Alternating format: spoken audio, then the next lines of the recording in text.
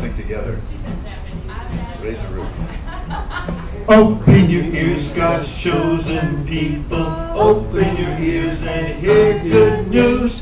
Open your hearts, O royal priesthood. God has come to you. God has come to you. God has spoken to his people. Hallelujah. And his words are words of wisdom. Hallelujah. God has spoken to his people. Hallelujah. And his words are words of wisdom. Hallelujah. He who has ears to hear his message, he who has ears, then let him hear. He who would learn the way of wisdom, let him hear God's word. Let him hear God's word. God has spoken to his people. Hallelujah. And his words are words of wisdom. Hallelujah.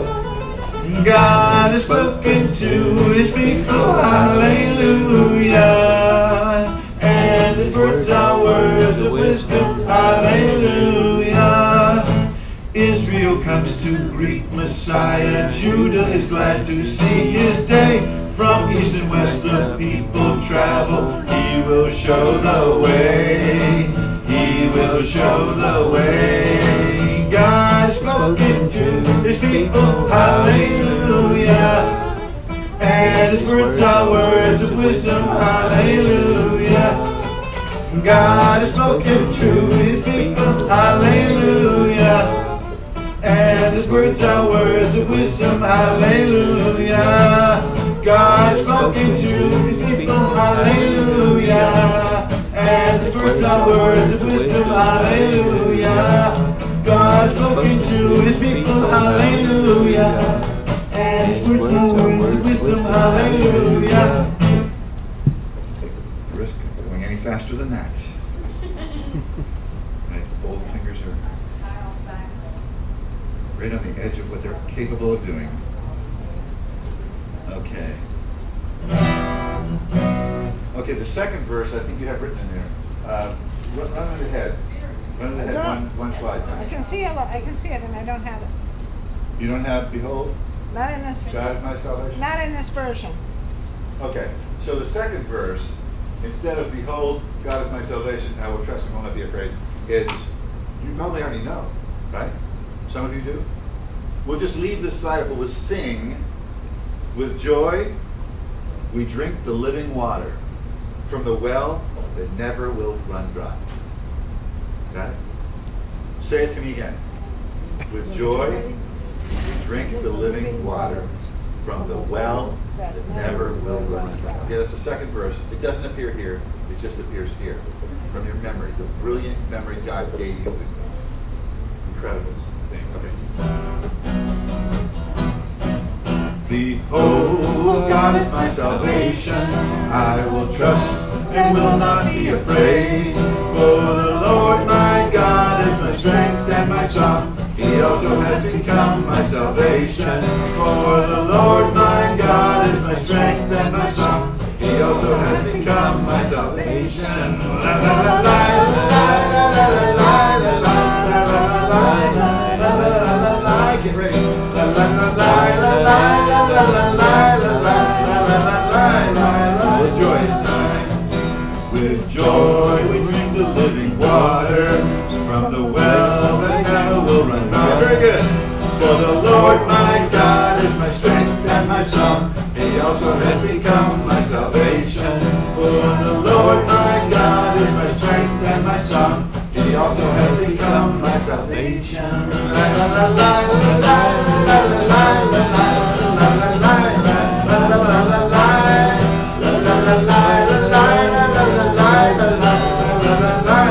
one more time on the line rise.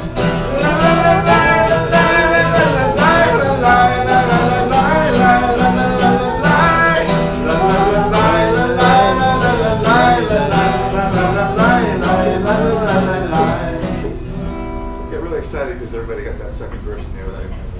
That was fun. Let's do more stuff like that. Whoops, sorry, so sorry. Hold on.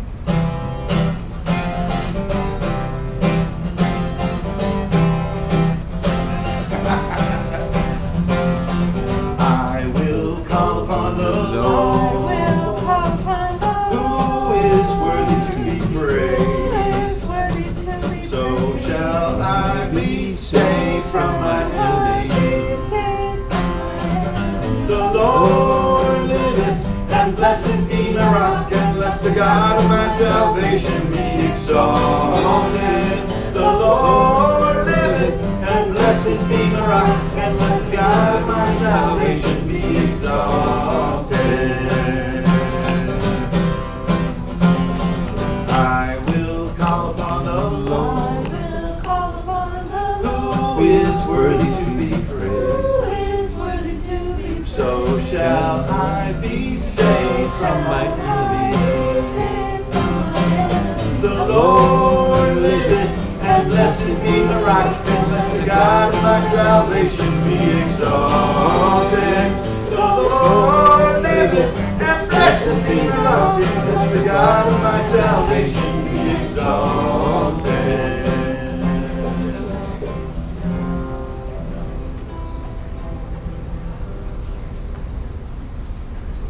Good job. Good round singing. Round singing. The canon.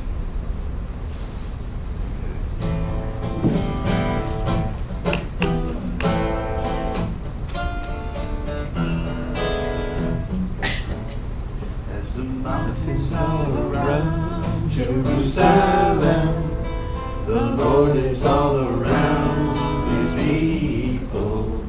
As the mountains all around Jerusalem, the Lord is all around his people.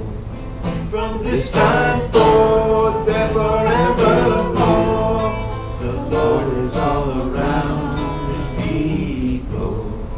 From this time forth and forevermore, the Lord is all around his people.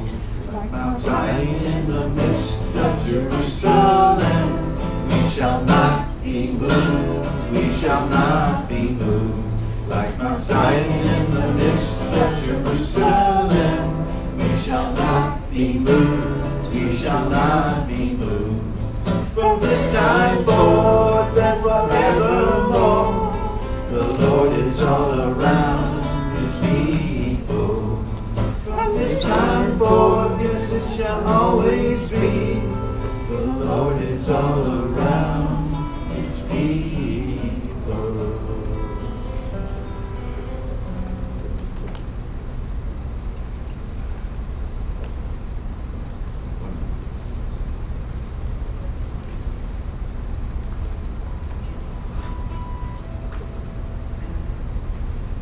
He that keepeth Israel, neither slumbers nor sleeps, slumbers nor sleeps, neither slumbers nor sleeps. He that keepeth Israel, neither slumbers nor sleeps, slumbers nor sleeps.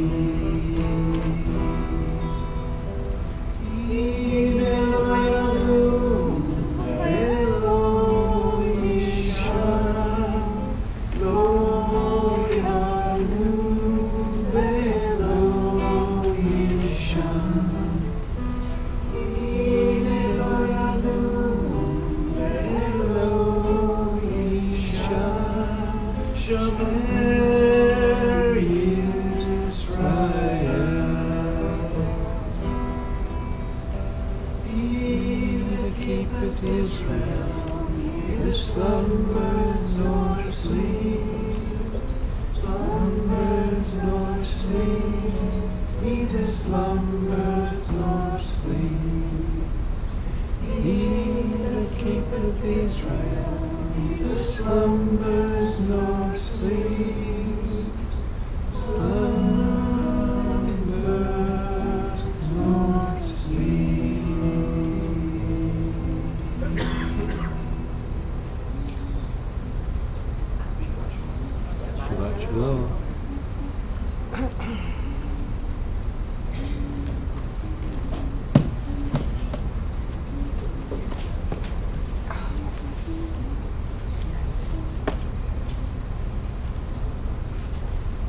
everybody.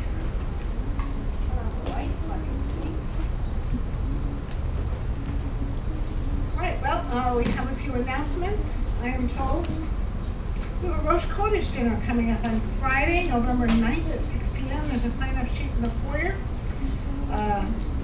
Something we need to both pay for and make reservations for. We can't just show up. Oh. So, we used to do these quite often.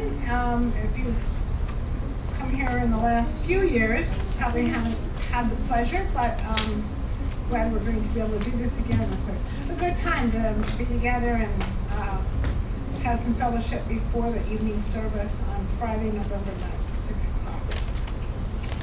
o'clock.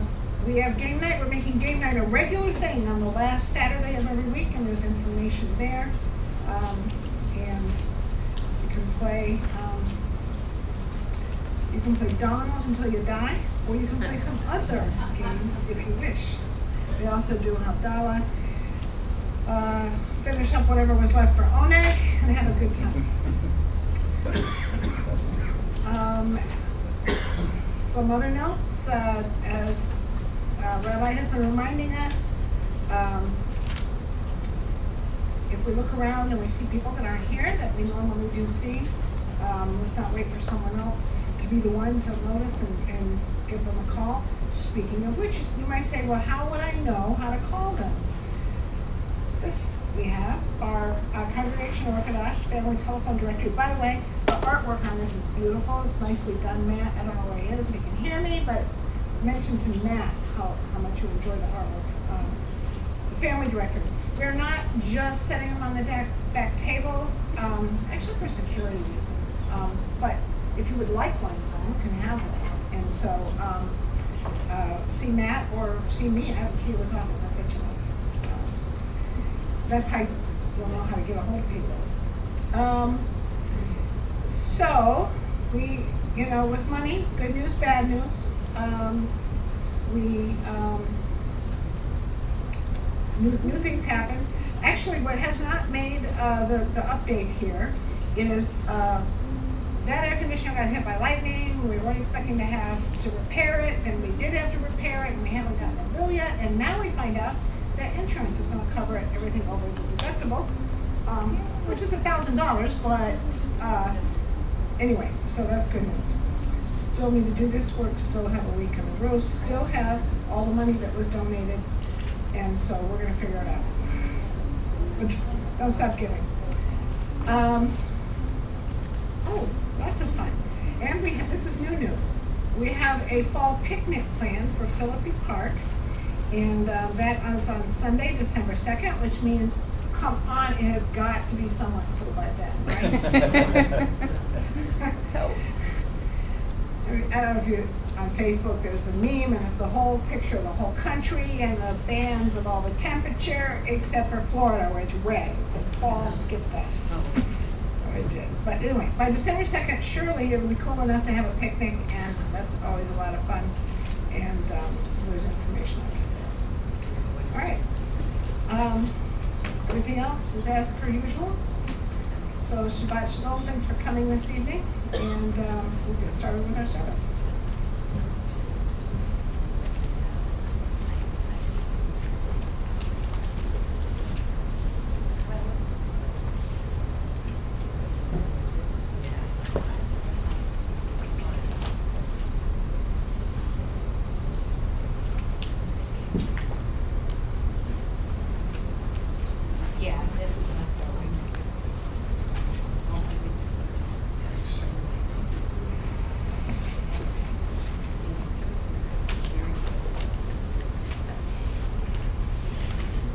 As we begin our service together, we begin with Vesham Ru.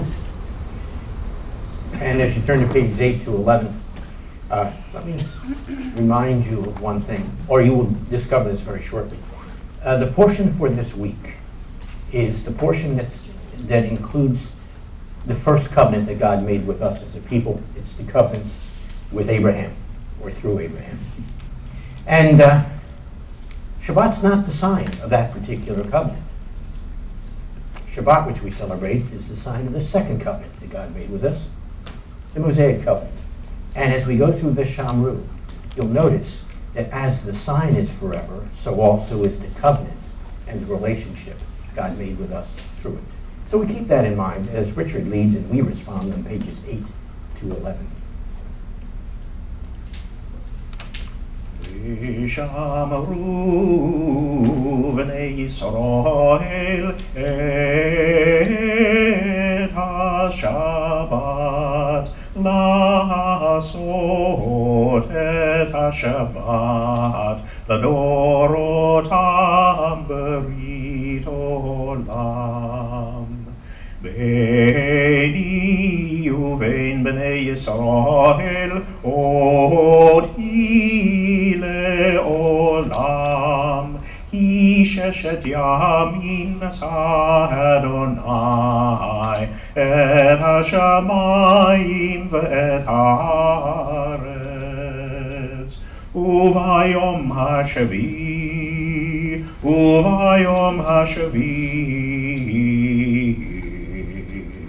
Shabbat vayinafar.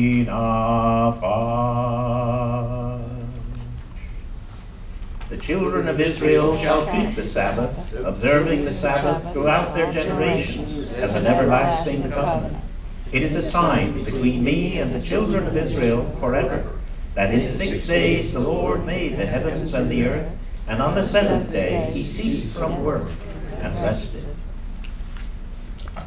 Shabbat truly is special, not only the sign of the covenant, but a reminder of creation. And as we light the lights, before we do that, I saw this particular reflection, lights, reflection, stick with me, in something called My Jewish Learning, always a good place to get some information. And it actually had this title, Adlikat HaNerot, so I said, oh, I definitely need to look at that. And here's what it said. It says, a little fire and a little magic, in quotation marks, makes the lighting of Shabbat candles a moment to slow down and see things and people, each other, differently. And then they had this phrase found a little further on in this particular reflection, which I liked, and that is, turning on Shabbat helps us to extinguish the week the way it was. So, keep that in mind as we light the lights.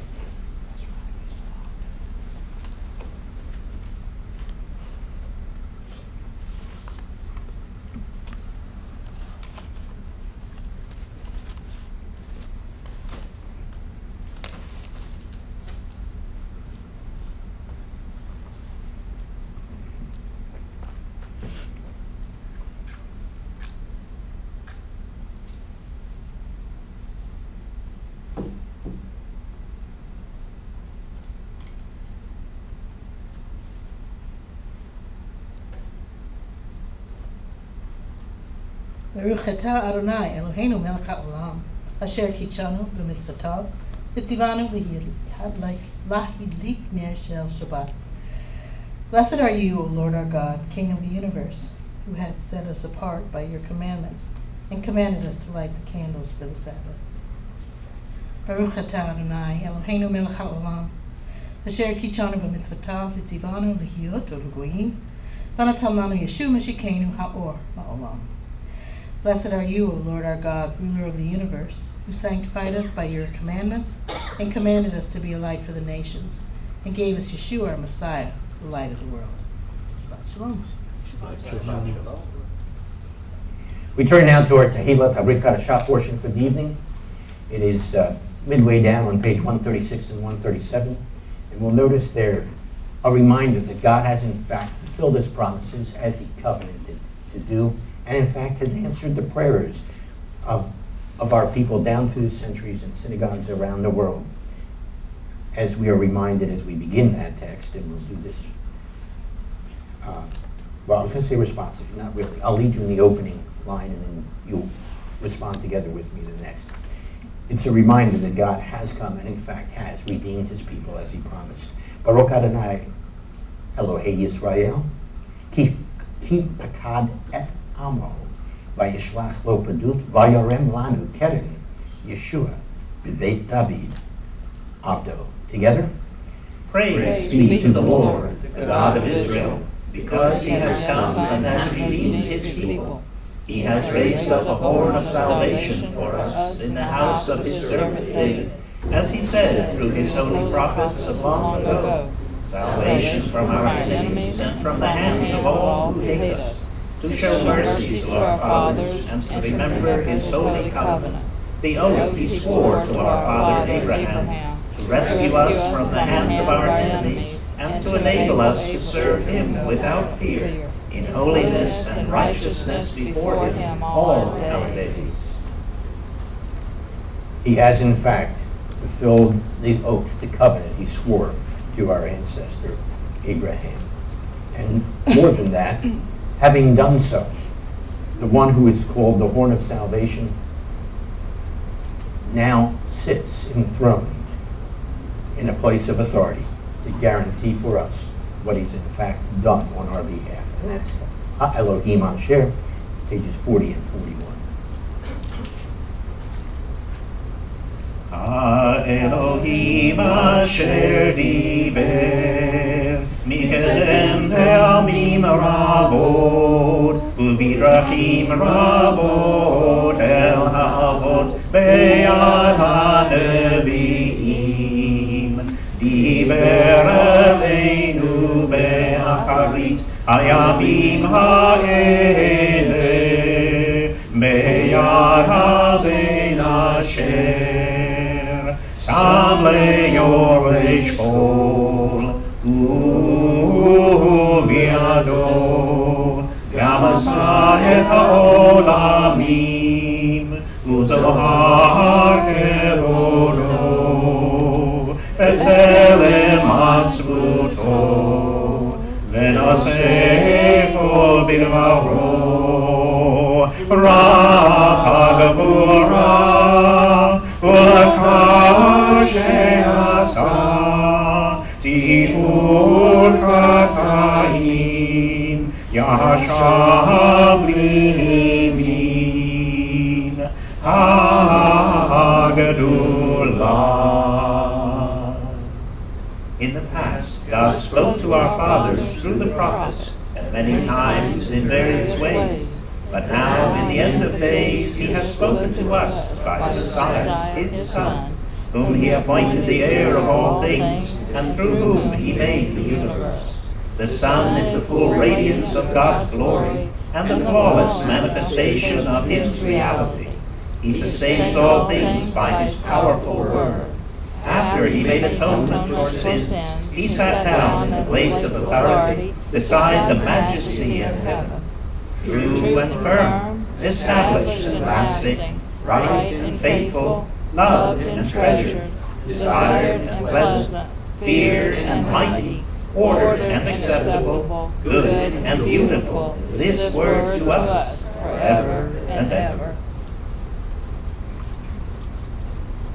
We turn now to pages 156 and 157 for Sephardi Kaddish, continuing on that theme of praising our God. And as part of it, we ask that he would cause his salvation, remember, horn of salvation, cause his salvation to sprout and bring near the Messiah. Yeshua awaits that time as we anticipated, and in fact, ask God concerning it, on pages 156 and 157.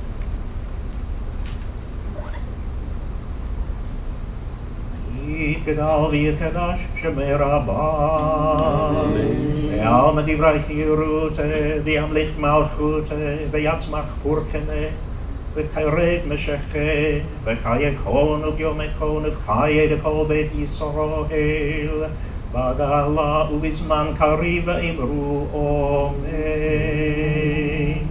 Yehesh merabah mevorach Le'olam olam me'olmaya yiparach Yehesh merabah mevorach Le'olam olam me'olmaya yiparach V'yishtabach v'yitpa'ar v'yitromam v'yitnatzeh V'yithadar v'yithaleh v'yithalal Shmei dekudashah berichu La'ela min kol berchata v'shirata Ushbechata v'nechamata, da'amiran be'alma v'imru omen. Yehesh lama rabba min Shemaya, v'chayim tovim aleinu, ve'al kol Yisrael v'imru omen. Osei shalom bimromav, Yaseh shalom aleinu, ve'al kol Yisrael v'imru omen. Glorified and sanctified be his great name in the world which is created according to his will. May he bring about the reign of his kingdom and cause his salvation to sprout, and bring near his Messiah into your lifetime and into your days, and in the life of all of the house of Israel, speedily, yes, soon, and say, Amen. May his great name be blessed forever and forever, eternally. Blessed and praised, glorified and exalted, extolled and honored, adored and lauded be the name of the Holy One, blessed be he, who is high above, far above all blessings and hymns and praises and consolations which are spoken in the world, and say, Amen. May there be great peace from heaven and good life for us and for all Israel, and say, Amen. He who makes peace in the heavenly realms, may he make peace for us and for all of Israel, and say, Amen. We addressed our requests, our gratitude to the one who is high above, far above all blessings and hymns and praises and so forth.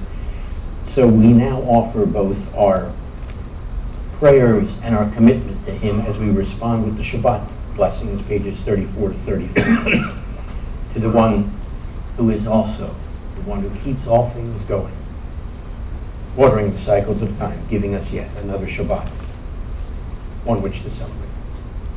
Pages 34 and 35. Baruch atah Adonai Eloheinu melech haolam, asher b'dvaro ma'ariv aravim, v'kach mavatech sha'arim gan Eden. Blessed are you, O Lord our God, ruler of the universe, who by your word brings on the evening twilight, and by your wisdom opens the gates of the heavens. With understanding you order the cycles of time and vary the seasons, setting the stars in their courses in the sky according to your will. You create day and night, causing the light to pass away before the darkness, and the darkness before the light. By your will the day turns into night. The Lord of heavenly hosts is your name. O ever-living God, rule over us forever. Blessed are you, O Lord, who brings on the evening twilight. Baruch atah Adonai Ma'ariv Aravim. And together, with everlasting love, you have loved the house of Israel, teaching us your Torah and precepts, your statutes and judgments. Therefore, O Lord our God, when we lie down and when we get up, we will meditate on your instructions and rejoice forever in the words of your Torah and in its teachings, for they are our life and sustenance. We will meditate upon them day and night. May your love never leave us. Blessed are you, O Lord, who loves your people Israel. Baruch atah Adonai, Ohev Amo, Yisrael. We now stand before the one who is the ruler of the universe, who brings on the evening twilight, and we acknowledge, as we stand before him, that he is the great, mighty, and awesome God.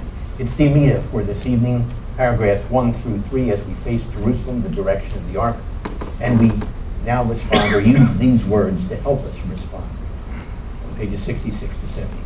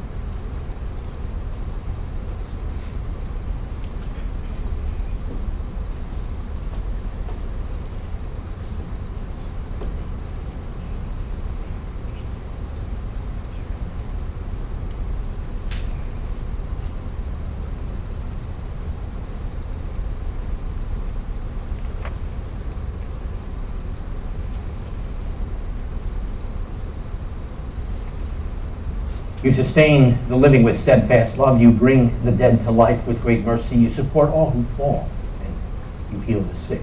You free the captives.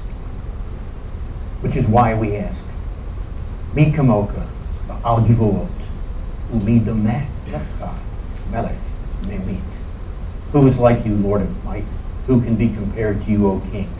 And this is why we then sanctify your name in the world, as they sanctify it in the highest heavens.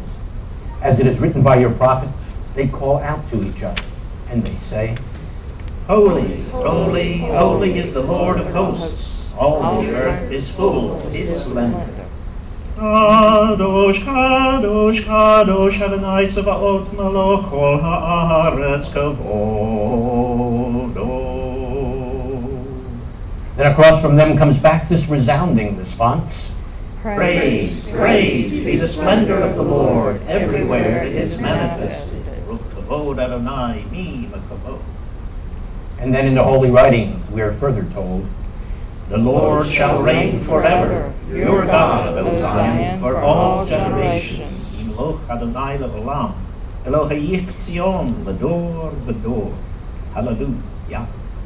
So in every generation we will tell of your greatness, and in every age we will proclaim your holiness.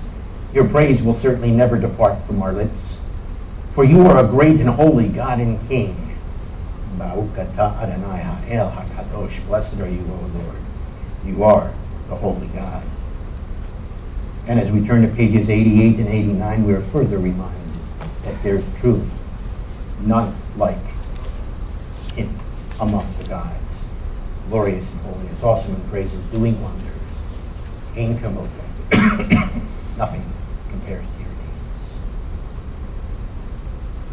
Ein kamocha ve'Elohim Adonai ve'ein kama'asecha malchut kol olamim umemshavcha bechol dor bechol dor vador. Adonai melech, Adonai malach, Adonai yimelech le'olam va'ed, Adonai oz le'amo yitein, Adonai yevarech et amo v'shalom. Together. There is none like you among the gods, my Lord, and there is nothing that compares to your deeds.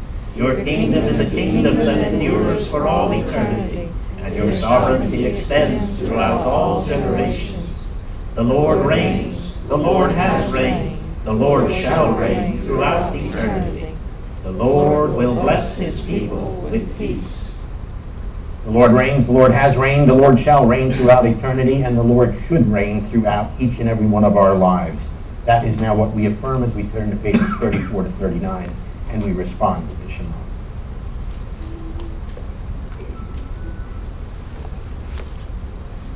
Shema Yisrael, Adonai Eloheinu, Adonai Echad. Baruch Shem Kevod Malchuto Leolam Vaed. Ve'ata et Adonai Elohecha b'chol navacha u'b'chol nafshecha u'b'chol me'odecha. Ve'hayu ha'dvarim ha'eleh asher Elohim etzavcha hayom alevecha v'shinantam levadecha v'dibartam v'shivtecha b'betecha u'v'letecha v'derech u'shaftecha u'chunecha u'shatam le'ot al yadecha ve'hayu letodachot ve'einecha u'ktatam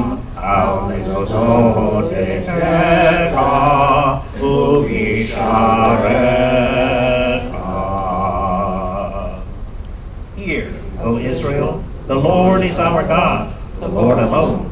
Blessed be he whose glorious kingdom is eternal.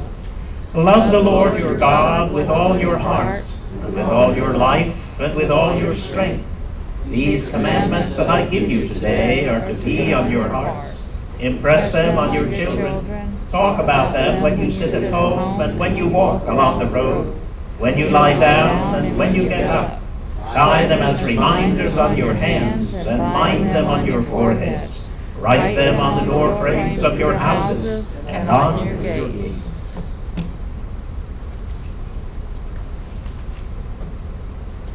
As we in many places have in fact written these things on the door frames of our houses and on our gates, so there will come a time when that will not be just our custom, but the custom of all. It's a time when the Torah goes forth from Jerusalem, the word of the Lord from Mount Zion. That response is pages 88 and 89. It's via E.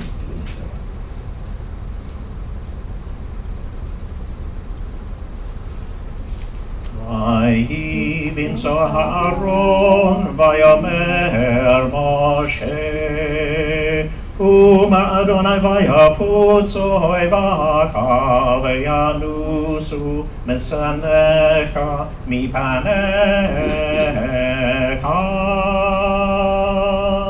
כי מציון תצא תורה Zion תצא תורה ודבר אדוני בירושלים ברוך שנתן תורה ברוך שנתן תורה לעמו ישראל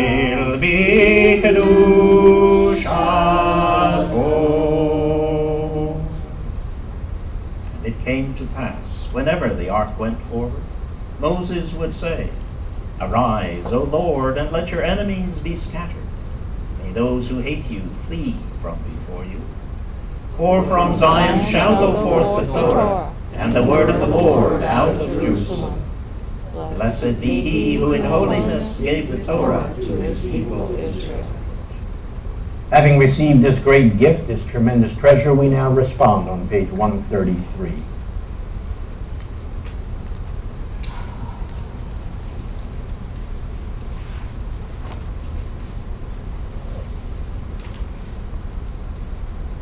The ark now unveils its treasure to our eyes and minds and hearts. Inside, the scroll of Torah stands. It stands there with all its richness and wisdom. As we listen, voices speak, voices of our ancestors. Abraham, Isaac, and Jacob, Joseph, and Moses. O God, they bring us your instructions for us. Sarah, Rebecca, Rachel, and Leah, and Miriam speak to us as well. O God, they move us to respond to your promises to us. We are grateful for your words, the words of the Torah. Hear, O Israel, the Lord calls. We will hear your words that we may learn them, love them, live them. What does the Lord require of you? To fear him, love him, serve him, and walk in all his ways. All the Lord has said, we will do.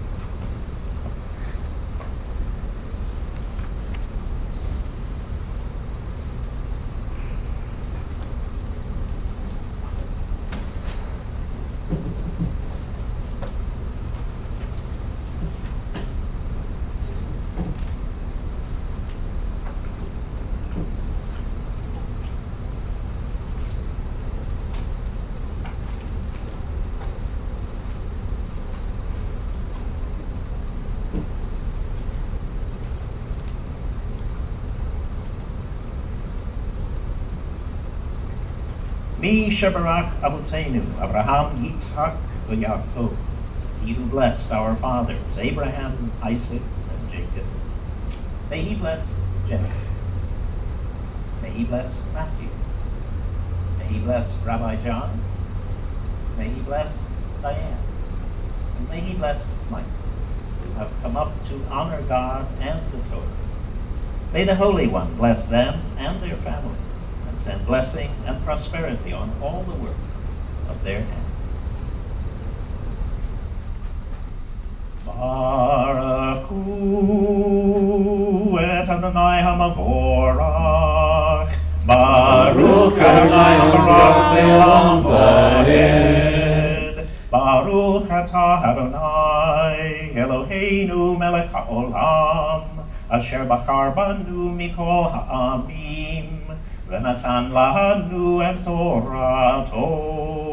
Baruch atah Adonai noten ha'torah. Amen. Bless the Lord who is blessed. Bless the Lord who is blessed forever and ever. Blessed are you, Lord our God, ruler of the universe, who chose us from all peoples and gave us the Torah. Blessed are you, Lord, giver of the Torah. Amen.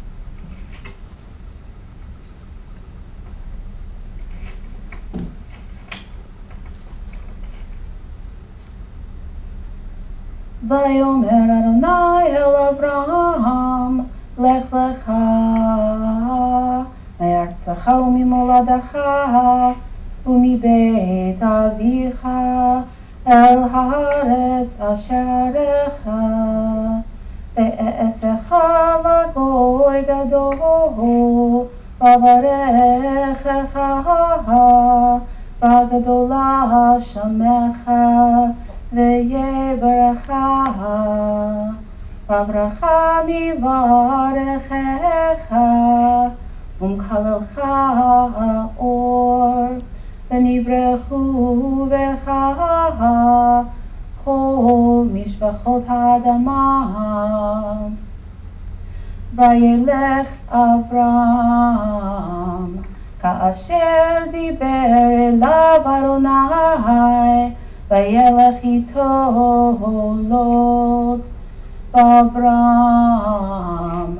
ben 5 shanim ב-70 shana b'tzeito mecharan. You may be seated.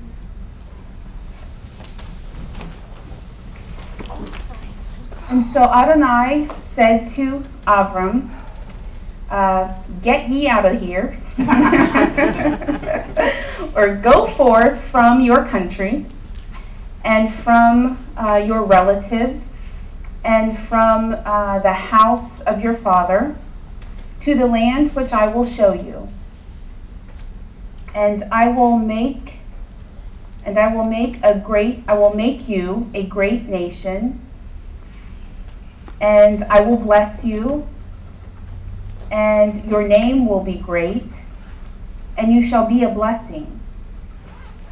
And I will bless those who bless you, and curse those who curse you, and all the families of the earth shall be blessed through you. And so Abram went out, or left, just as Adonai told him, and Lot went with him. So Abram was 75 years old when he went out from Haran. So I don't really have a drash tonight, but just a few reflections. And like Rabbi said, this is the parsha that talks about the first of the covenants with Abraham, or Abram, as he's called here, until the end of the portion. But this blessing is, this covenant is just filled with blessing. And just in the first 4 verses that I read, there's almost half a dozen words that are some form of the word blessing. which got me thinking, sometimes we think, gosh, if you would just bless somebody else for a change. Sometimes life can be hard, and it's like, no, please, I've had enough. Can you bless somebody else? But what's very comforting in tonight's parsha is the part that I read that says, God said that he would bless those who blessed Abraham and curse those who cursed him. And I think that can be very comforting for us, because even though sometimes we go through some things in our lives, we know that God's got our back. And he had Abram's back, he had Abraham's back, and he has our back as well, even through the tough times. So I hope that helps us through, and Shabbat Shalom.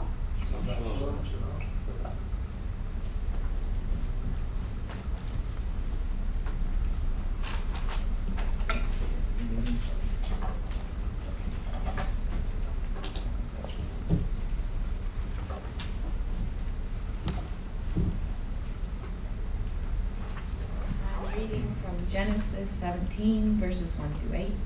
When Abram was 99 years old, Adonai appeared to Abram and said to him, I am El Shaddai, God Almighty. Walk in my presence and be pure-hearted. I will make my covenant between me and you, and I will increase your numbers greatly.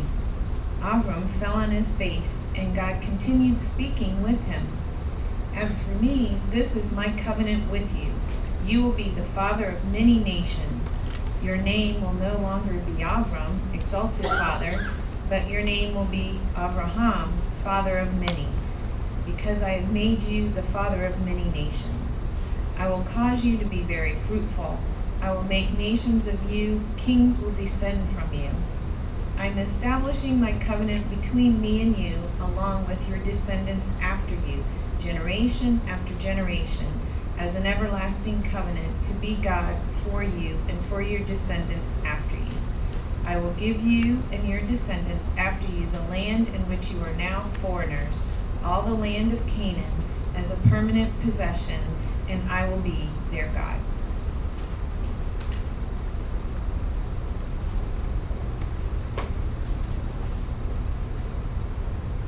Baruch atah Adonai Eloheinu melech haolam asher natan לנו תורת אמת וחיי עולם נטע בתוכנו. Baruch atah Adonai noten haTorah. Blessed are you, Lord our God, ruler of the universe, who gave us the Torah of truth, life everlasting, planted in our midst. Blessed are you, Lord, giver of the Torah. Abraham heard these words that changed his life and actually our lives down through the ages as well. We too got to hear words as well as we stood before God at Sinai. And literally God told us we too stood there at Sinai. So we will stand now before him and once again acknowledge that we too receive his words for our lives. The acknowledgement is pages 98 and 99, V'zot Torah, transliteration, page 95.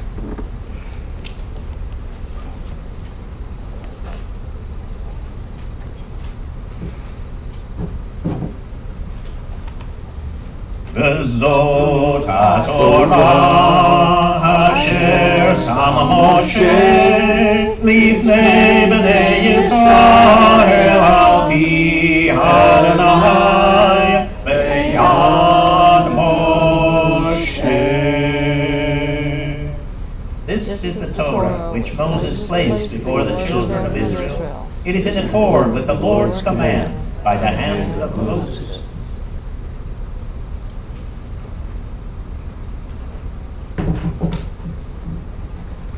You may be seated.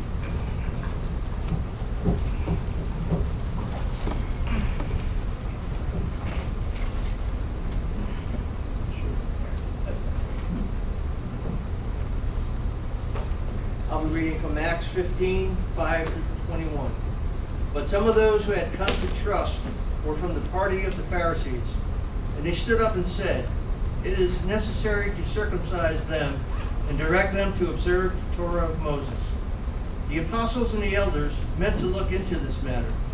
After a lengthy debate, Peter got up and said to them, "Brothers, you yourselves know that a good while back God chose me from among you to be the one by whose mouth the Gentiles should hear the message of the good news and come to trust.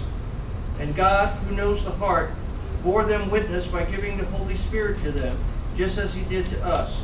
That is, he made no distinction between us and them, but cleansed their heart by trust. So why are you putting God to the test now by placing a yoke on the neck of the Gentiles, which neither our fathers nor we have had the strength to bear? No, it is through the love and kindness of the Lord Yeshua that we trust and are delivered, and it's the same with them."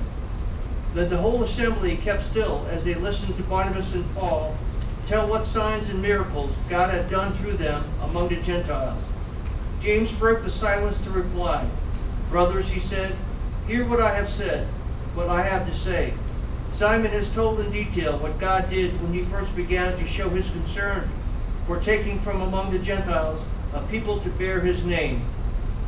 And the words of the prophets are in complete harmony with this, for it is written, 'After this I will return, and I will rebuild the fallen tent of David. I will rebuild its ruins. I will restore it, so that the rest of mankind may seek the Lord, that is, all the Gentiles who have been called by my name, says Adonai, who is doing these things.'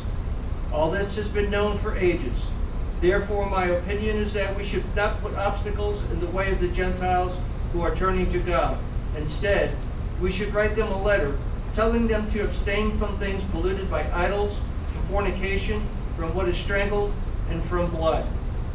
For from the earliest time, Moses has had in every city those who proclaim him, with his words being read in the synagogues every Shabbat."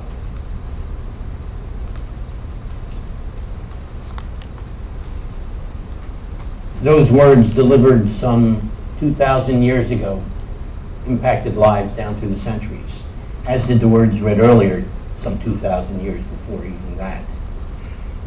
So we need to let these words transform our lives as well, and that's our acknowledgement now as we respond with Etz Chaim, tree of life, may it be exactly that, driving its roots deep into our lives. Pages 96 and 97 is the response.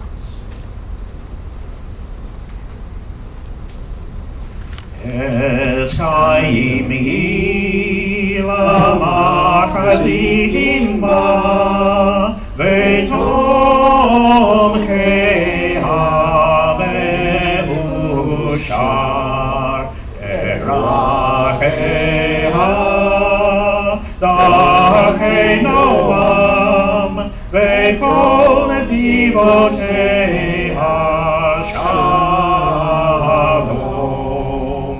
Ashivenu Adonai Elecha Benashuva Kadesh Yameinu Kadesh Yameinu Kekedem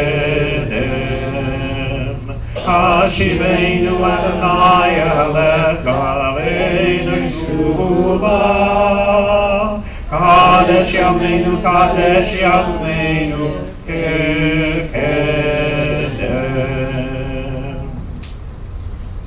Of life it is to those who take hold of it, and happy are those who support it. Its ways are ways of pleasantness, and all its paths are peace. Turn us, Lord, to you, and let us return. Renew our days as of old.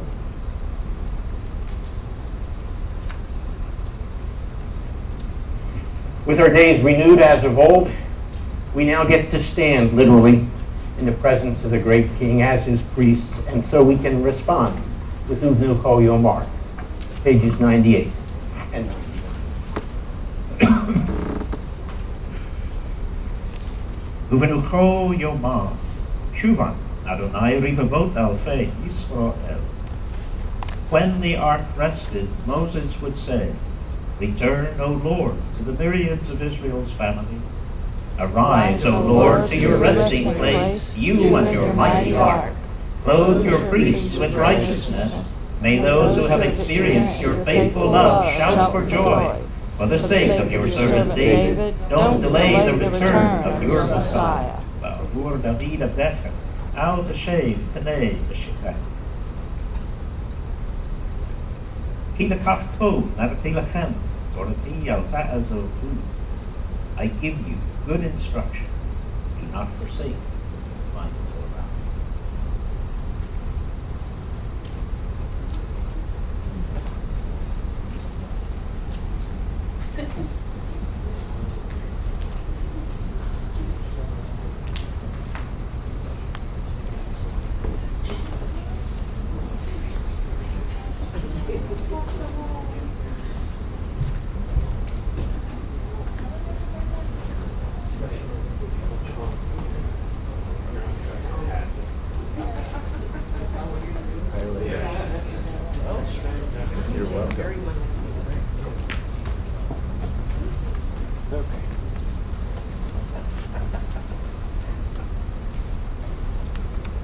Shabbat school is excused. You want this on? Yes. Yeah. Doing a slideshow. Good thinking.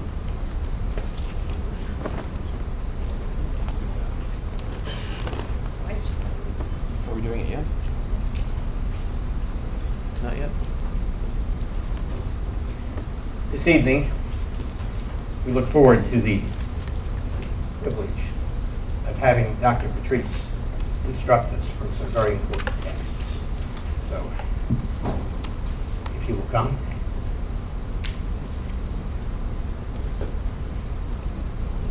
Can you get this for me? I can't find the handle. There it is. I think it's empty. Maybe. Try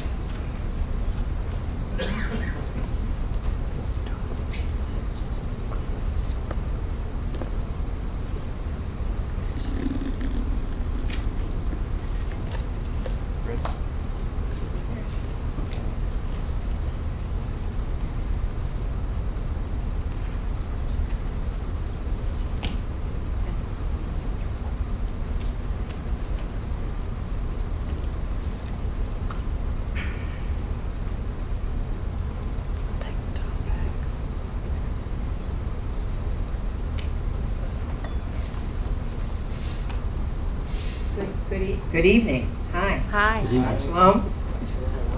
Okay, here we go. Kicking and screaming into the 21st century with PowerPoint. However, there will be no videos. We can't go that fast. We can't just skip right to videos. That's not going to be. Can't do memes. I'm not doing memes. I'm not doing even any pictures. But I've got the outline up there. Because at one point it will be important for you to be able to read more than I can possibly say during a talk.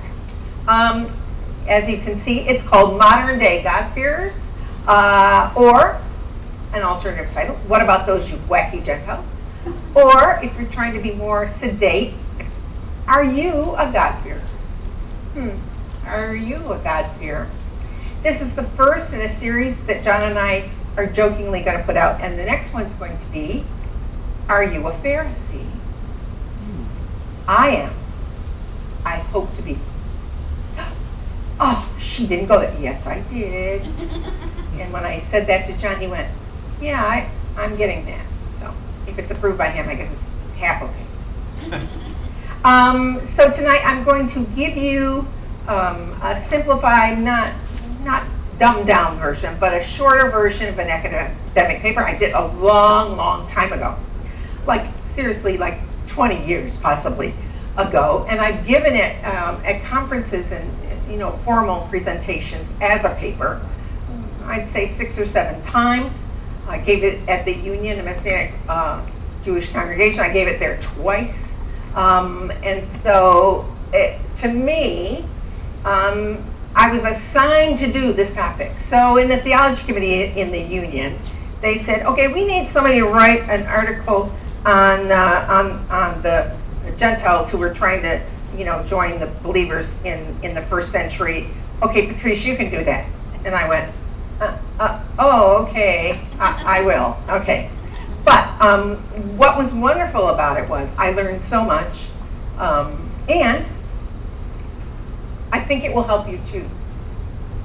Sometimes in the Messianic movement, there are some leaders, even some that John and I would consider friends, who have a problem with Gentiles in a Messianic synagogue.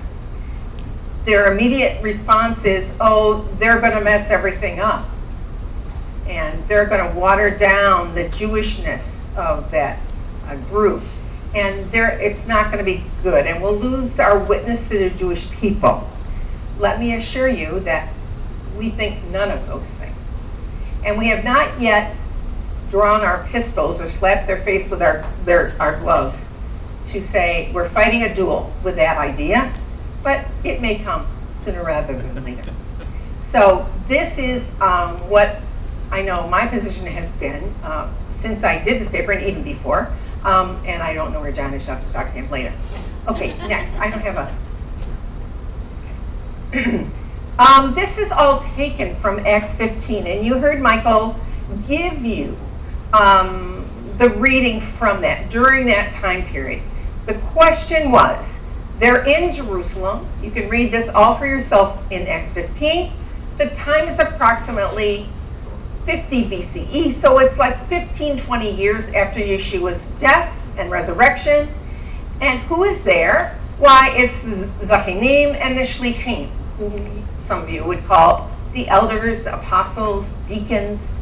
That's who's at the meeting. And there are plenty of people who speak at this meeting. You heard what Shimon Peter said in the reading up front. But it seems from the context that the person who's in charge of this gathering is Yaakov. Yaakov being James, who wrote the gospel, just about a gospel, the Jewish gospel. Yaakov seems to be in charge. He seems to be speaking for the leadership, at least in this context. Here's the problem they need to discuss. What shall we do with these goyim, Gentiles? Goyim is not a bad word. Goyim means nations. So if you come from a nation, you're a goy. Okay. There are bad words for Gentiles that I won't speak out loud, but if you ask me later, I'll let you know. They're based in Yiddish. But goyim is not a bad word. It is the word for nations. Just in case someone pulls it on you, you think it might be an insult. Just be nice to them and say it's not. All right, we have goyim who claim to be followers of Yeshua Meshachenu. In other words, Yeshua, our Jewish Messiah. What are we going to do about this situation? Okay. They made a decision. We should not make it difficult for the Gentiles who are turning to God. Oh, okay, goodness.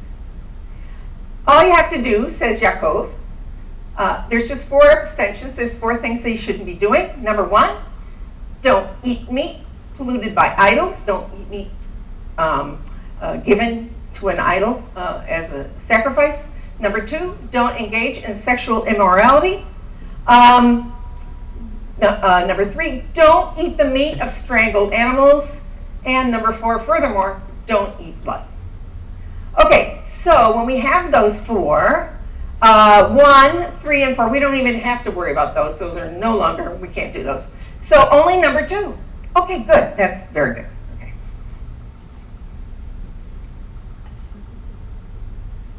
Oh, you don't understand? Really? If they're right up there, just don't do those things. Well, how about all 4 of them? Yeah, you know, maybe all 4 of them. Well, I thought we were free from the law. Go ahead. Yeah. More explanation is necessary. Why would those people, them, need the 4 abstentions when we just need that 1? Because we're free. We're free from the law. Evidently, they weren't quite free from the law. They had some other rules, but we don't have to worry about that, right? No. Okay, Matt. Just look around you. Do you know any Gentile congregations that even do the 4 abstentions, talk about them, think they apply to them.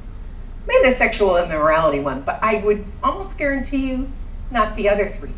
Why are those there? What was going on in the first century situation with Gentiles to say these four in particular and not some of the others? There's historical information that we need to process so that we know why they had the four abstentions, and also to understand what is going on in Acts 15. Okay, so we're going to answer the questions, or start to answer the questions. God-fearers, who were they? Why do I care? Who are they? What is their belief and practice?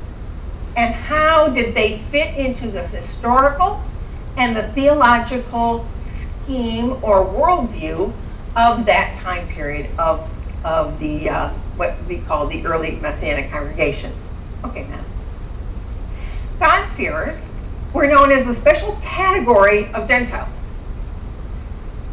They worshipped in synagogues. What? You're saying, what? I thought Gentiles couldn't even be with Jews. I'll get there in a minute. Adopted a Jewish belief. What? And a Jewish lifestyle. And stopped short of formally converting. When I did my research, I researched mainly in Christian background things. And you probably want to know why that was.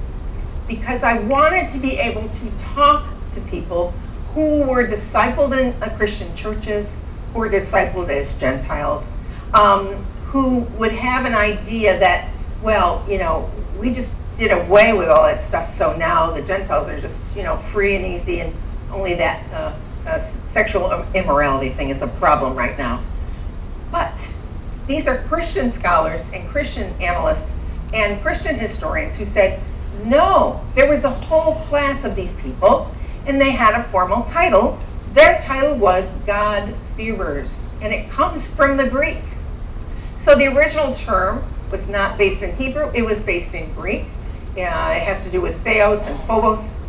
Phobos is where we get our word for phobia, but they're not considered crazy.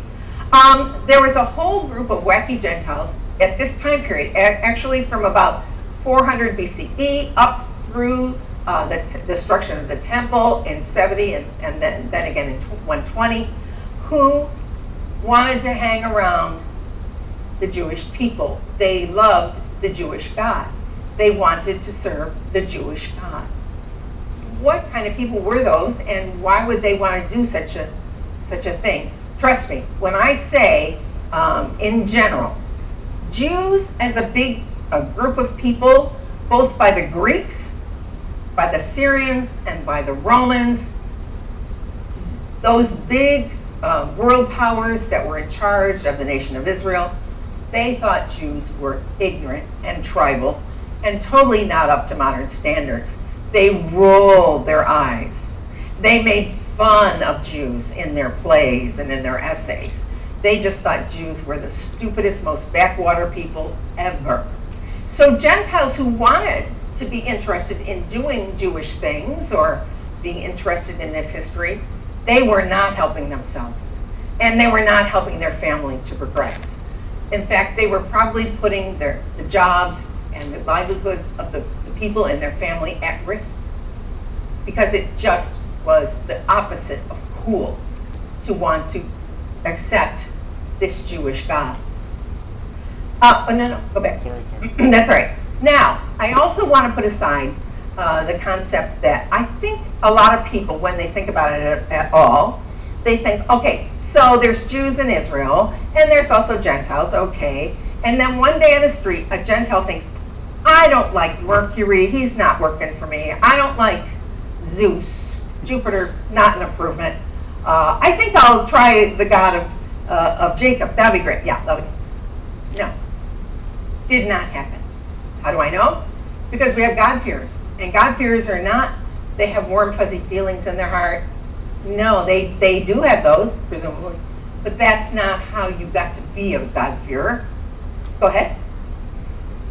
They worshiped these Gentiles. They weren't zapped by God as they're walking down the street in Jerusalem. They chose to go search this out. And once they chose to go search this out, and they are sitting in the synagogue with Jews, and you're thinking, but I've always been taught that Jews and Gentiles cannot sit together. They would get yelled at, or someone would be yelled at. Unfortunately, that's not held up by literature at that time. If you're listening to somebody, you can sit next to a Jew or a Gentile. It happened all the time in cities. It was a normal thing. It's not forbidden within Judaism to do that. So there were Gentiles who sat at Messianic synagogues when they would meet, and they learned about how to worship the God of Abraham, Isaac, and Jacob, what things you should do, what things you shouldn't do. The acts that they used to show that they were followers of the God of Abraham, Isaac, and Jacob, they were actually based on Jewish knowledge, and they were based on Jewish practices because they were taught these things at a synagogue. They were taught Jewish practice, and they hung out at synagogues. Like, when the synagogue met, they were there. Just like it belonged to them. Okay, Matt. Okay, good question. What did, when we say they kept Jewish commandments? First of all, look on the left. God-fearers were integral parts of synagogues. Maybe not so much in Israel, although they were found in Israel, but in the diaspora, in the place where the Jewish people had been scattered, remember, by the Assyrians. And what year is it, students of mine? What year did the northern kingdom get dispersed to the four corners of the world as they knew it? 722 BCE. Since 722 BCE, Jewish people were scattered in small communities all throughout the east, north, west, all those areas. And you would find synagogues here and there, and here and there, and here and there, scattered there, originally from the Assyrian armies who put them there on purpose, to get them away from their homeland. So when we talk about God-fearers, and we said that there was actually quite a few of them in the diaspora, in other words, outside of Israel, what did they do? They got up in the morning and they did what? Well, they did the 7 commandments of Noah. What? The 7 commandments of Noah. Noah had 7 commandments? Yeah, because this is why I wanted to do this talk at this time period. Before we get into Abraham, and then we're off to the races, we need to understand how Noah's life and what he did influences us even to today. And if you take the chance to read that chapter, wait a minute, it's slipping my mind which exact chapter it is. 9? Huh? 9, he's giving me the, good, I can't count that fast, but this is 9. Genesis 9. It's more complicated than you might think. And when Noah and his family gets off the ark, they have a sacrifice ceremony that Noah leads. And they already understand that not any animal should be sacrificed. It must be a clean animal. So that word clean comes in Genesis 9. In case you think it was later, way later. No, there was a concept even in Noah's time. Certain animals we eat and certain animals we don't eat. Oh, they were so strict. Okay. So we'll talk about the 7 Noahide commandments. Basically, the rabbi said, and this is a broad general term, the rabbi said, well, what do we do with all these nations around? How is God going to possibly judge these nations? They don't follow him. Well, they decided they should be following Noah. Doesn't that make sense to you too? When Noah got off the ship, there's no Jews yet, correct? But he represented everyone. Yeah. And so if he said certain things should be done and shouldn't be done, that doesn't just apply to Jewish people, that applies to the whole world. And that was the rabbi's understanding of why that was proper. That was a proper way for the God of Israel to judge the other nations who didn't follow him. Adding on to, so the 7 Noahites, those were for the nations. And if the nations were going to be judged, that was the standard to which they would be held. We'll talk more about that in a minute. The Sabbath. What? Keeping the Sabbath? Yes, because keeping the Sabbath is mentioned in the book of Exodus before they got to Mount Sinai. What? Yes, it's mentioned before the law was given. So there's something special about Shabbat, and presumably a lot of people should know it. Dietary laws, I said, there was already a concept of clean and unclean animals, clean being the ones you eat, and unclean being the ones you don't eat. And sometimes the rabbis added on even more. Notice this is a Christian scholar, but he's very big, no matter if you're Jewish or Christian, he's very big on understanding Judaism during the first century. He says, it was not uncommon for the next generation of God-fearers, their children, in other words, to be circumcised. Interesting. Okay, go ahead.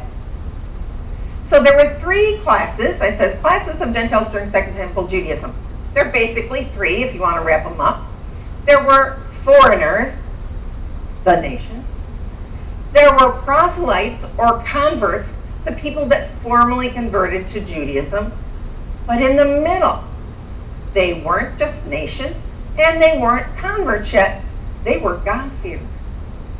They sort of come in the middle. Now, several sources tell us God-fearers were especially prevalent in the diaspora. And a lot of them were women. I'm not quoting that because it's great, but it stood out to a number of these guys. And it says, Josephus, the historian, writes about Antioch, and in Syria in general, there were a large number of Gentiles who attended Jewish services. In Damascus, he said, almost the whole female part of the population was devoted to Judaism. And it was quite often the higher social standing, the rich women who had rank, who followed this trend. You can see that in the book of Acts. If you look in Acts 16 and 17, if you think of a woman that Rav Shaul meets, her name is Lydia. And what is her business? She's a dye seller. She's wealthy. She seems to be one of the movers and the shakers in her synagogue. She seemed to be one of the leaders in her synagogue. It's likely they say she was a God-fearer. Huh, interesting. Okay. Okay, next. Remember I told you that the rabbis of that time, and I think some do even today, I'm not sure about today, but I think this is true, that you will hear this, that the nations will be judged using the standard of Noah. In other words, everybody should know this because it was Noah. It was not a Jewish standard. Notice they look awfully familiar. You'll find them in Genesis 9, or that's where they get them. No idolatry, no incest, no murder, no blasphemy, meaning profaning God's name, no theft. Okay, good. Justice. Wait a minute. What happened to the no? This would be positive. Justice. You should show justice and support justice. And number 7, people really get out of joint about this. No eating flesh with blood in it, and or cutting the flesh off a living animal. That is not a hypothetical. In civilizations down through the centuries, they did cut legs off of an animal and eat the leg. I can't make this stuff up. That was confirmed by one of my college professors who said, yes, on the farm they used to joke about it. We want a leg of the three-legged pig. So you can see this is a problem. But the main problem about this is that it still has blood in it that's living. Remember, when you're going to eat an animal, the blood needs to be drained. Not the blood needs to be, no. And you don't abuse an animal like that. So those are Noahide commandments. So if you're worried about that as a Gentile, I'm giving it to you for your use. Go ahead. If you lived in Israel and you were not Jewish, the expectation would be that you were supposed to keep the Noahide covenant. Actually, formally, you could have been expelled from the country for not doing that as a Gentile. I don't know how many people were actually expelled. I don't have the numbers on that. I'm just saying that was the understanding. But there was a crazy bunch of wacky Gentiles who did do it. They decided to do it. They were going to keep the law of the land, quote unquote. Those who did do or attempt to do the Noahide commandments were called Gerim, no longer Goyim, they're Gerim, or they are called Ger Toshev. Your closest understanding of that would be the aliens, not aliens from space. Aliens as mentioned in the Exodus, because the congregation that left Egypt, point blank, says it was made up of Jews and aliens among them. And so what happened to those aliens? Did they leave them out and they didn't help them to come up to Mount Sinai? They got to sit over there and color in their coloring books? No. They intended to join the Jewish people, and presumably they did, because we don't hear about any non-Jews coming out at the other end. So they're called Ger Toshev, that's Hebrew, and another word for that is aliens. And by about 200 BCE, so this is about 200 years before Yeshua, they use this term fearers, and they don't mean like, oh, I'm so afraid. It means respecters, great respecters, acknowledgers. Okay. The God-fearers' observance of the law was located between Gerim, Toshev, and Fulkan. So first of all, let me see if I can do it this way. On the far right-hand side, there is no significance to be on the right-hand side. Over here, this is all Goyim. Over here. Next is, they do the Noahide here. Next, they do more. Those are the God-fearers. And the last step that you could take if you chose to was to formally convert to Judaism. Now, let's not see the diagram for 1 minute. The story of Cornelius is made for you. If you haven't read it up close and personal and you're a Gentile, you should read it. It's wonderful. You will find it in Acts 10. Cornelius is a Roman soldier. He lives in the capital of Roman Israel. It's not Jerusalem. The Romans did not use Jerusalem as their capital city. They used Caesarea. Look, it's named after Caesar. Get it? Caesarea. So the Roman soldiers and their brigades came out of Caesarea. Cornelius lived in Caesarea. He lived in Gentile Central. And when we look upon him in Acts 10, we see him praying to the Jewish God, facing Jerusalem. He's praying at the time when incense was being offered at the temple in Jerusalem at 3 o'clock in the afternoon, a traditional Jewish prayer time. And it says in the scripture that God accepted his prayers. What? Mr. Roman soldier in Gentile Central doing something Jewish and God accepts it? Yes, you'll see that in Acts 10. What was he doing that was so special and he got special pass from everything? He was a God-fearer. He was doing that list of things we already had seen up here. That was understood by the people who were originally writing the story. Cornelius and his prayers were accepted by the God of Abraham, Isaac, and Jacob. He did not need to formally convert to Judaism. He had Jewish teaching. He was doing Jewish things. He could come as he was. He did not have to be circumcised. But I will guarantee you that any children that he had, any boys under the age of 13, were going to be circumcised from then on, because he knew that was the law. That was the Jewish law. So Cornelius is a good example of the type of person, believe it or not, that Acts 15 is talking about. His prayers, without the formal conversion to Judaism, are being accepted by the God of Abraham, Isaac, and Jacob. Therefore, circumcision, and even I think sacrificing a sacrifice at the temple in Jerusalem, not 100% vital. Now, let's look at a diagram that I made you. I don't know if you can read it very well, because I couldn't, it was in the book as a plop-in. I couldn't change the way it looks at all. On the right-hand side, the idolaters, the wickeds, the pagans, everybody who's not Jewish. Generally, all nations that are not Jewish, they were the ones who were going to be judged. But they could, if they chose to, become, and that's where the arrow goes, they could become foreigners, aliens.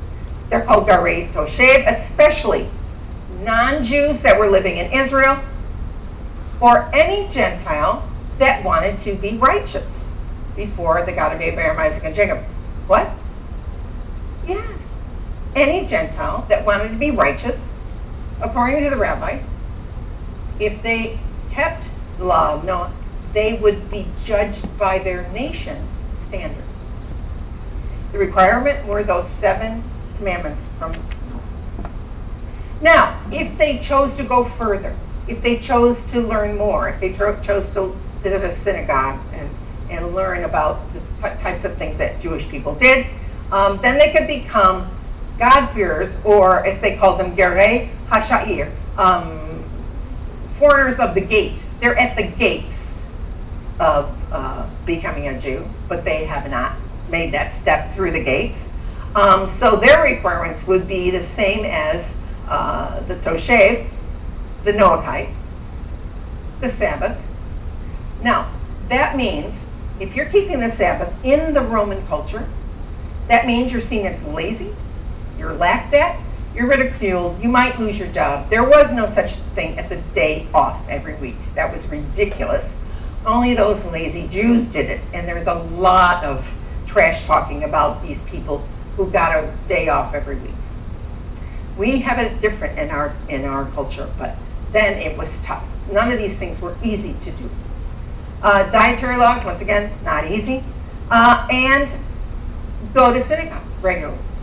Well, how else are you going to learn about this stuff? There's not a lot of books on how to become a Jew back then. You had to follow someone in person. You had to be discipled by a person or people in a synagogue to learn more about that particular God. Now, if you made it all the way over there and you're still happy, you still want to keep forward, the one on the left, Jews, both native born and proselytes. Proselyte means conversion. It's the last step. You are no longer what you used to be, and you made pledges and vows to the God of Abraham, Isaac, and Jacob that now you're going to consider yourself a Jew. So the requirements for those converts, all the God-fearing requirements, plus men would have to undergo circumcision. As a woman, I say ouch. But men do not have children. So I think it's okay. Yes, sir. Okay. A mikvah, right? You know what a mikvah is. What the Christians call baptism, but it's a specific kind of mikvah. They would need to go sacrifice in the temple. Now, sometimes if you were deep in the day or way far away, they wouldn't make you do this. And you'd have to pay your temple tax. Aren't things more like they are today than they ever have been, really? You have to pay your temple tax because if you're using their services, you need to be providing some stuff. So this is the continuum of how to become a Jew. And the idea behind what grid are the nations being judged upon? Because a lot of the gods of that time period only claimed to be the God of that particular nation. But remember, the God of Abraham, Isaac, and Jacob becomes known as a worldwide God. He claims that he is in possession and he is responsible for the whole world. That means he must have plans for these people who are not Jews in other countries. How is he possibly going to judge them? The rabbi said, Noah.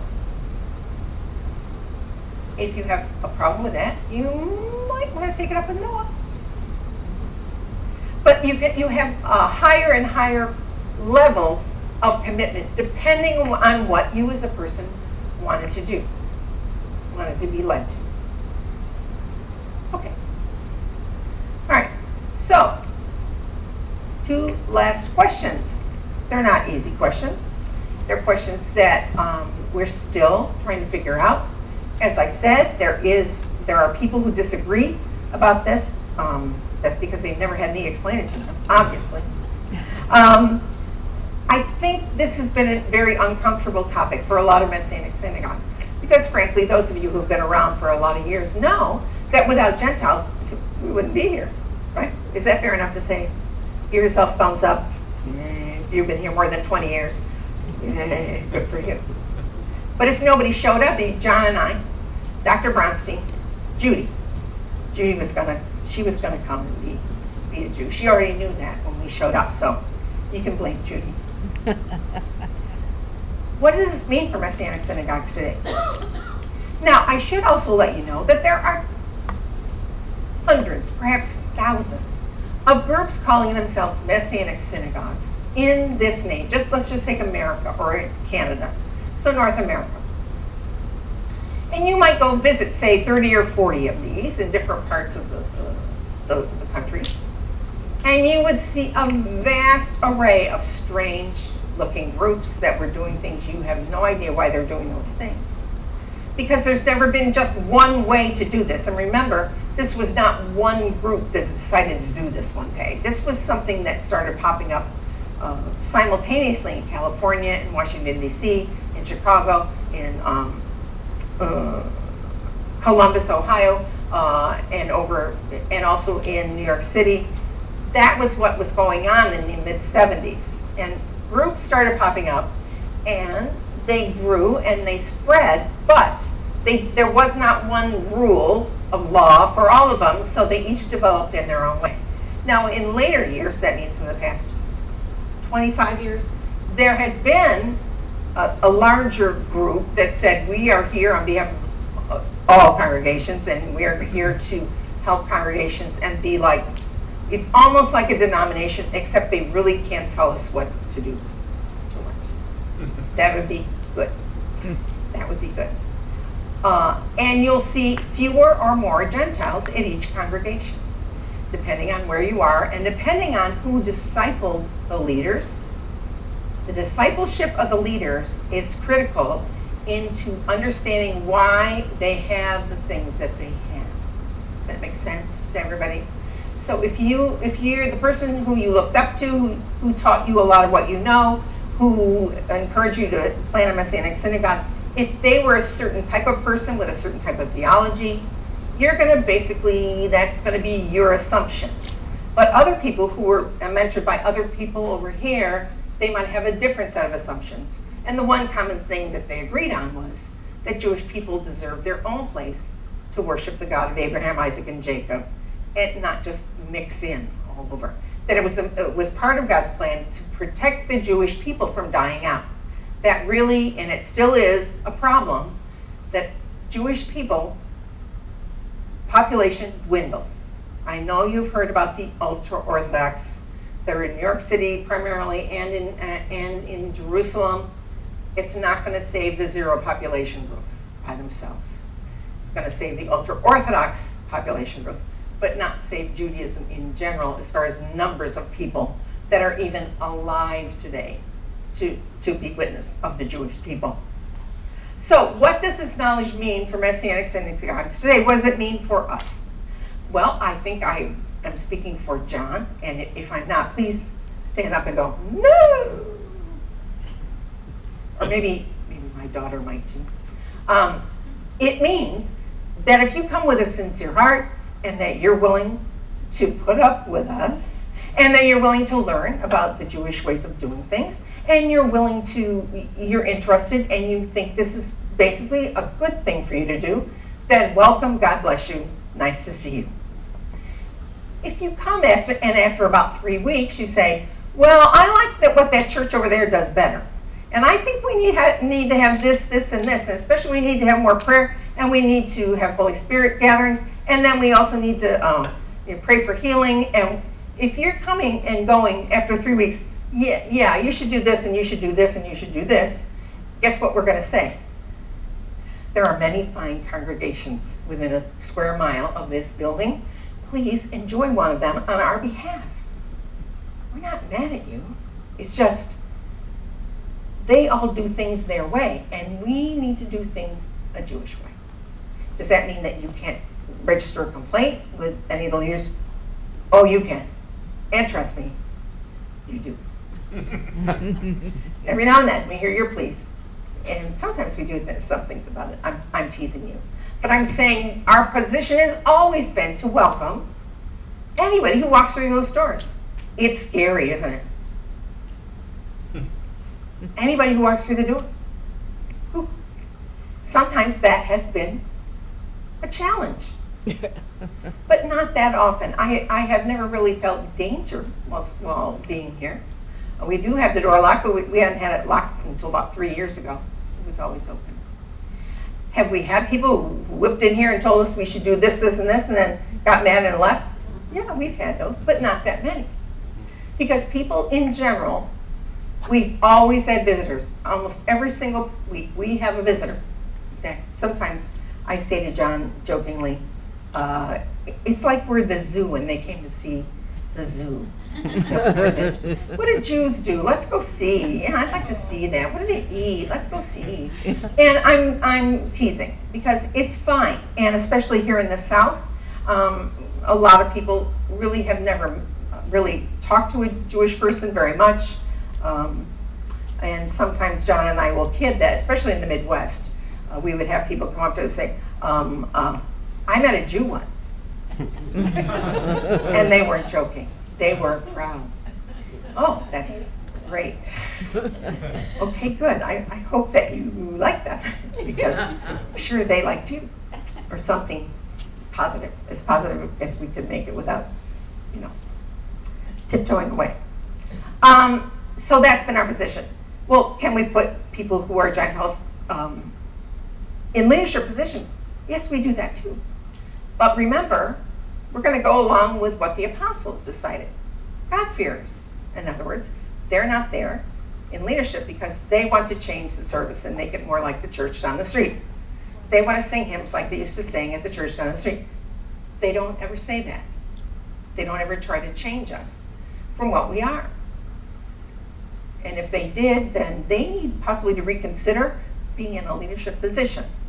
But do you see the difference between anyone can come as long as you, quote unquote, I hate to use it like this, but I think you understand the spirit in which I'm using it. As long as you behave yourself, speak politely, don't denigrate, don't poo-poo Jewish stuff. Say, I don't understand about that, and then read up on it or talk to somebody, but don't automatically poo-poo it. That would be the first rule of being here. So, can you develop? Sure. Can Gentiles come here? Sure. Look at how many of you are here. Don't look around. In a certain way, I think it's wonderful that a person coming in the door can't tell who is Jewish and who isn't.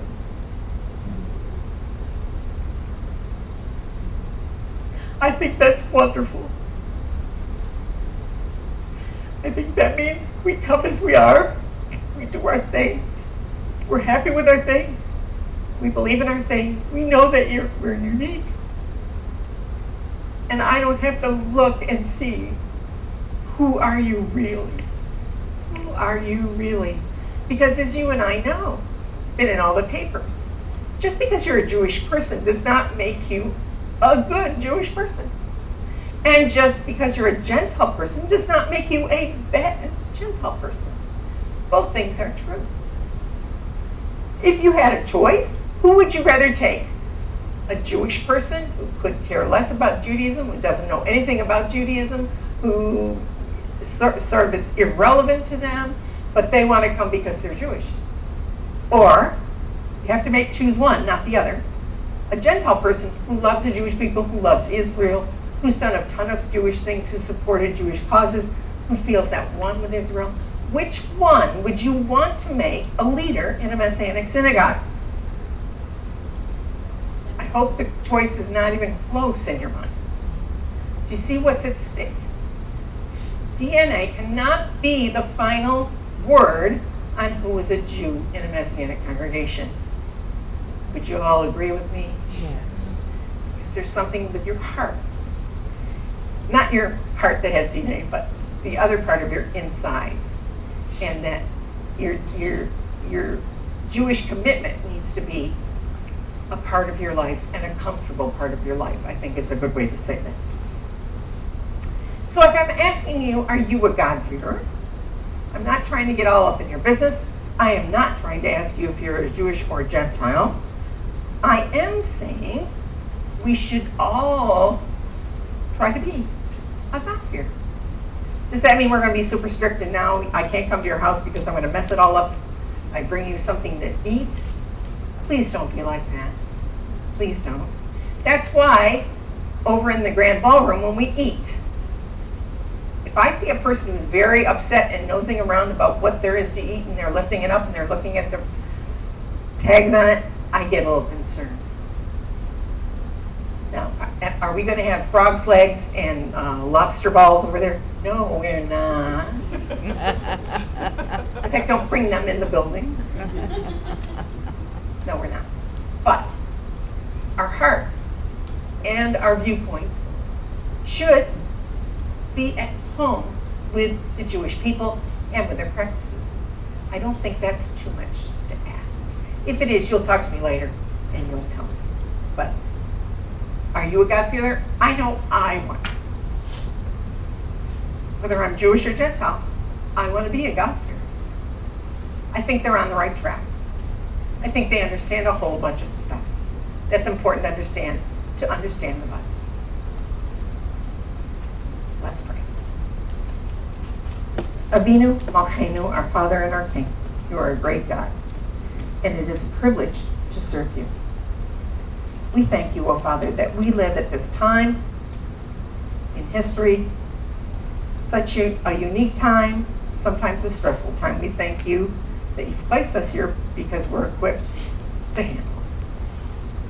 Help us to be encouraging to one another. Help us to be interested in each other. Help us to learn more about you day by day. Help us to reach out to the people that are all around us that may not even speak to us that much. Show us who we can talk to and who we can have a relationship with. And Father, help us as a congregation to move forward. To move forward in attendance, to move forward in how we're teaching, to move forward in what we're doing, how we are in the community. We need your help. We need your guidance. Sometimes, Father, I know we're dense. And so I pray that you would make it clear to all of us here so that we could do what you want us to do, the things that you have empowered us to do. We're asking you in Yeshua's name. Amen.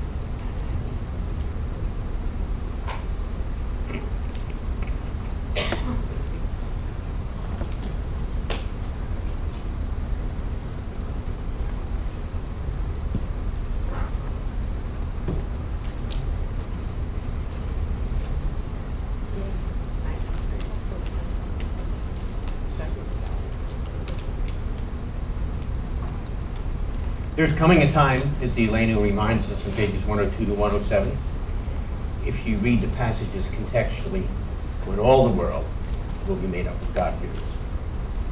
If you need that unwrapped, we'll talk about it during the evening. In the meantime, please rise. Join us in pages 102 to 107 as we respond with the Elena. Looking forward to the time when the world will be perfected under the rule of the Lord Almighty. We turn towards Jerusalem as we respond.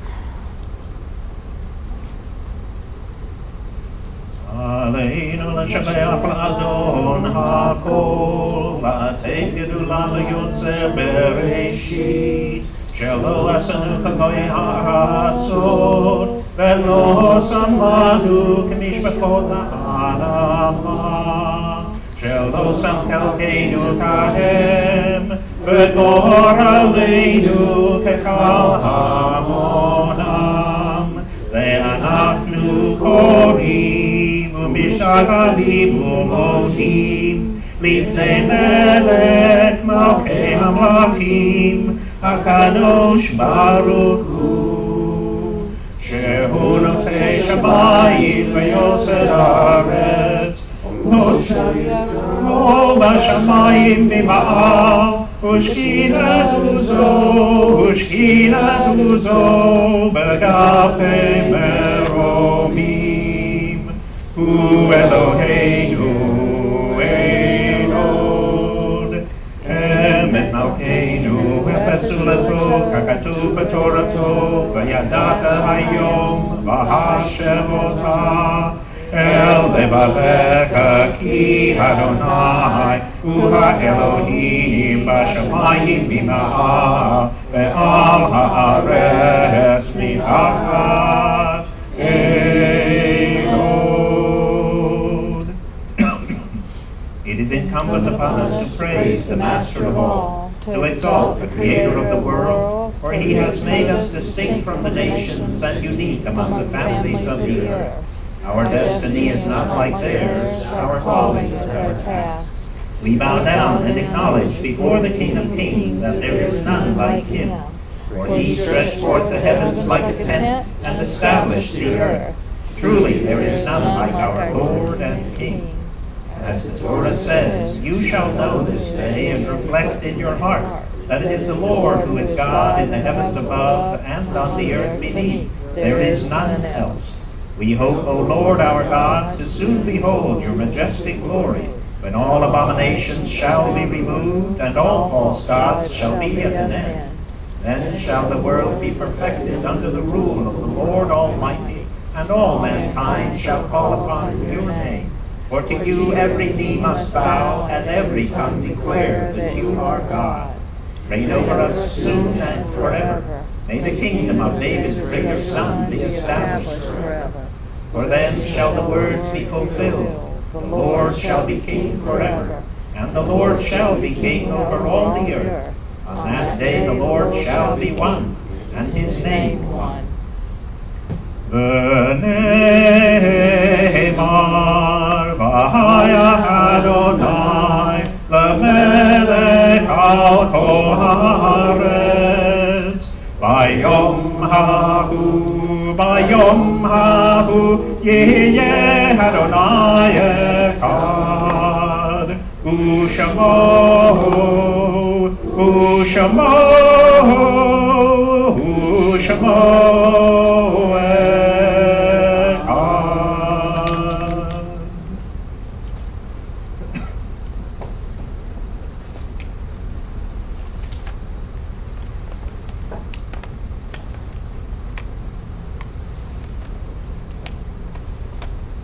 You may be seated.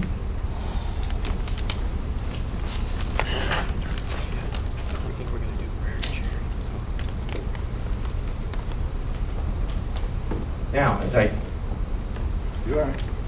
Now, as I turn you over to Gary, I look around, and we have no first-time visitors. However, let me teach you some Jewish math. That does not mean you have more time to share. It means you have less time.